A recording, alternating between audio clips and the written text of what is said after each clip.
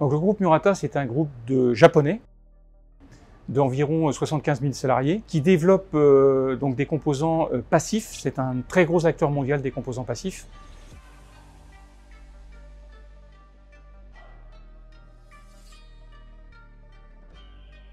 On se dit que si on veut, parce qu'on est dans une phase de très forte croissance, supporter cette croissance, il faut qu'on fasse des efforts aussi dans tous les travaux justement d'empreinte environnementale. C'est quelque chose qui est très important pour nous. Les émissions de CO2, qui étaient pour nous un élément le plus important, elles sont de deux ordres principaux.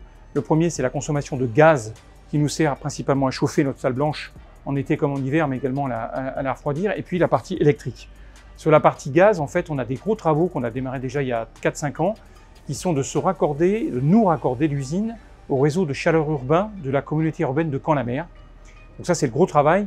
On prévoit que ça se concrétise au fin 2026, début 2027.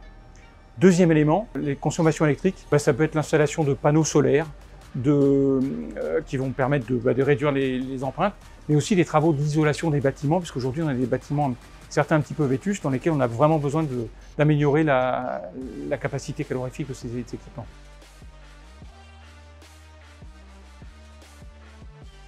Je dirais que les deux sont intimement liés. Il nous faut à la fois travailler sur comment faire plus avec moins, c'est-à-dire vraiment essayer de voir comment on maximise les outils, les environnements dans lesquels je travaille, et puis parfois investir.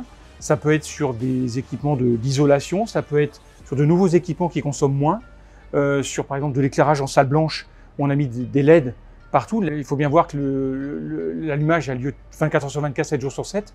Donc ça, c'était important pour nous d'investir sur justement comment soutenir notre effort dans cette direction.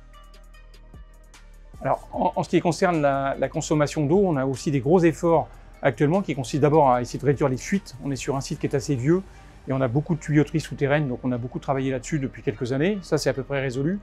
Mais un des gros efforts qu'on fait actuellement, c'est de voir de quelle manière on peut réutiliser l'eau que nous consommons aujourd'hui dans nos process de fabrication. Et on a fait de très gros efforts dans tout ce qui est la partie qu'on appelle finishing, back-end, où on vient en fait réutiliser l'eau et là, en la filtrant de façon à consommer moins d'eau et donc moins d'impact sur l'environnement. D'un point de vue opérationnel, nos changements en termes de durabilité et de productivité, il n'y a eu aucun changement, aucun impact. On est toujours aussi productif malgré le fait effectivement d'avoir fait certaines actions.